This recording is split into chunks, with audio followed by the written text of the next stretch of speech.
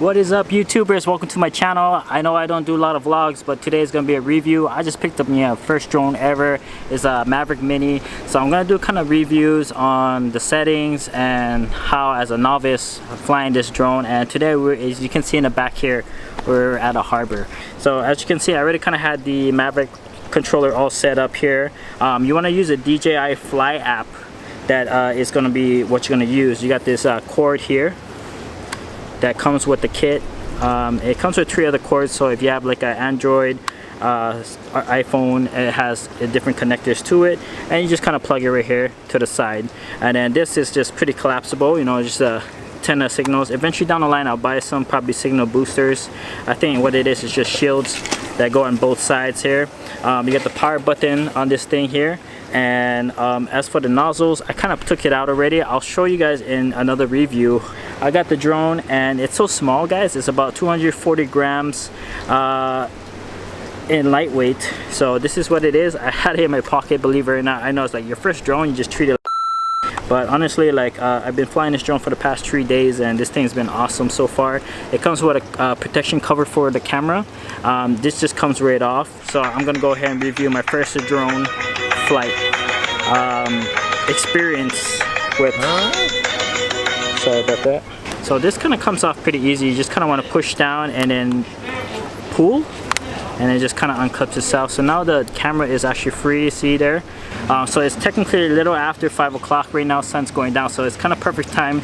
This drone right here, I would recommend flying it early in the mornings or later in the evenings during golden hours, about 5:30 and up to 6:30. That'll be perfect sun time for flying drones with this caliber. Oh, sorry, go ahead.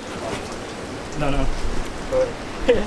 Figured it's the best light. Thank you, people. All right, here we go. Here we go. He's a guy. Oh yeah. If you want to know where I'm standing, I'm kind of like in the way, so I kind of set my camera in this position because the sun is actually perfect lighting. So this is 249 grams under FFA standards, so you don't really got to register it to FFA, and that's the pros about having the Mini, I would per se. But you still have to follow FFA regulations, and I wouldn't recommend other people to just fly it carelessly out there. Don't fly it over people, don't fly it over your neighborhoods. Alright guys, so they come with these stickers. I haven't detached them, you don't really need to, but it's just small instructions how to unfold this drone. It's pretty relatively easy. It's really nice and light. I like it. SD card goes right in the back here. This is a magnetic charge that it goes to your kind of display mount. So if you want to go home, charge it. One thing I like to leave it in here is because when I go home I can just kind of put it there and it just, you know, automatic charge right away without have to, like, you know, fighting with the cord, plugging it in there. Kind of going in and out like that can damage the import, so I kind of just leave it there. So that's another tip for you guys, to go ahead and leave that in there. So I'm gonna go ahead and try, once the sun kind of goes down a little bit. It's kind of too harsh right now with the white balance, as you can see it's on my face a little bit, but it's a little bit good lighting in this section where I kind of set up the camera. We're gonna go fly over the bay area right over here. As you can see, the boats are in the back area, and it's just a quick flyby. There's 3 modes on top of these things. There's mode 1, mode 2, mode 3. I find mode 3 a lot more better because it's like playing GTA. You know, the controls are a lot similar. And then mode 2 is kind of vice versa. So it's a little bit confusing at first, but if you're used to mode 2, like a lot of people do, then do so. But I'm comfortable GTA style. And then there are 3 other modes that you want to do for the camera setting. There's the C mode, which goes into cinematic, which is very nice. It's what we're going to do here because we want to get that nice cinematic shot. Then you got the sports mode, which is a lot more faster. Some people like to fly sports mode, especially on windy days, just because it's better handling. And then you got the P mode, which is just standard. I don't know if it stands for, you know, pictures or what. I gotta look it up. I haven't really reviewed completely about everything about this drone, so like I said, this is my first YouTube review on my first drone ever here in Maui. So we're in Lahaina Harbor and we're gonna go ahead and test this drone out, guys. So first thing when you go in there, this is basically the home page you're gonna see, and you're gonna see on the bottom right corner it says either fly or connect, which most places is connect. You're gonna connect it. You might have to calibrate your drone. You can do this at home or anytime when you're free. You can even do it on the spot as well. But go ahead and calibrate it. So what you want to do, you're going to do a 360 turn. You can either do it like this. I don't know which way is comfortable.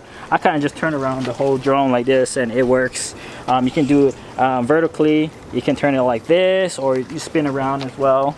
and that's gonna help calibrate it with the GPS and the location, and so it's gonna help you get a better signal.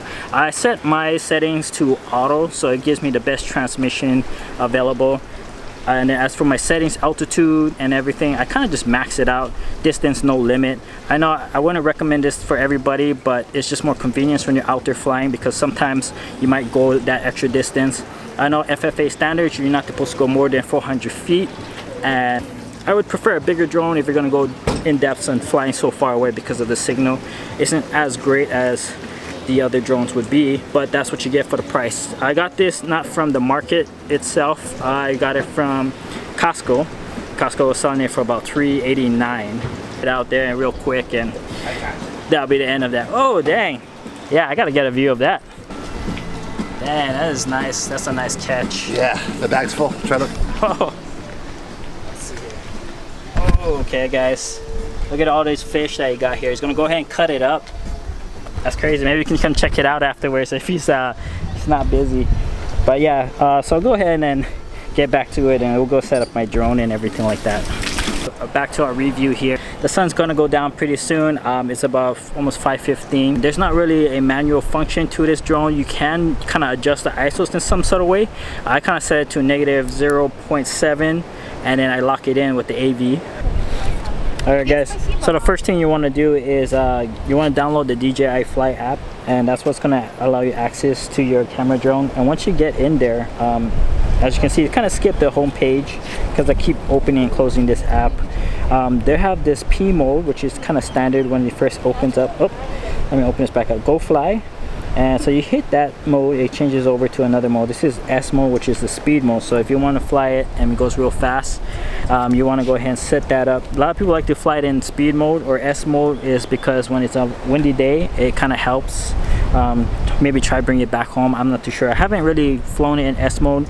I'm more of a cinematic kind of guy, so I'll be in the C mode here.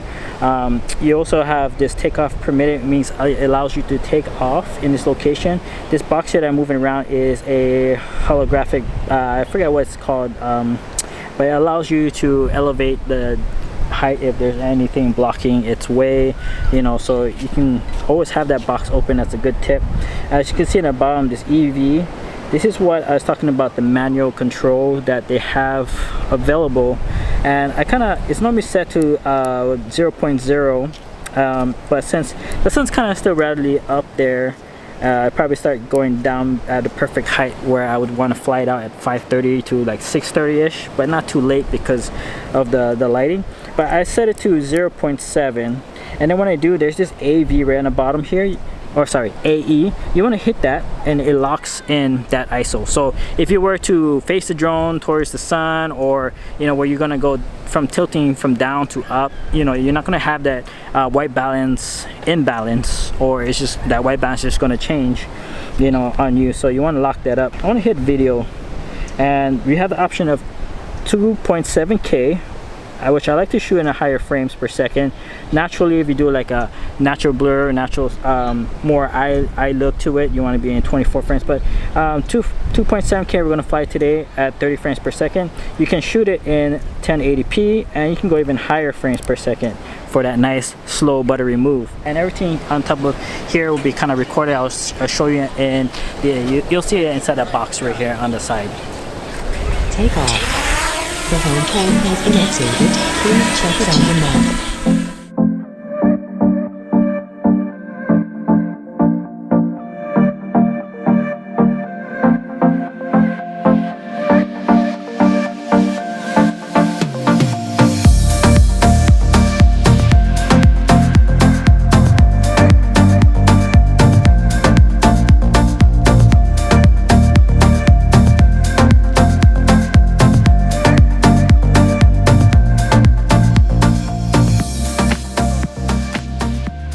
Alright guys, I hope you guys enjoyed my review. I know it has a lot of work to mandate. It's a trial and error run for me. This is my first vlog review, and at the same time this is my first drone that I own here in Maui. Fly out there safely, make sure you follow the regulations of FFA, and yeah, we'll see more of my reviews and more of my vlogs on this channel. So don't forget to hit the subscribe button and notification, guys, please. Thank you very much. Have a good day.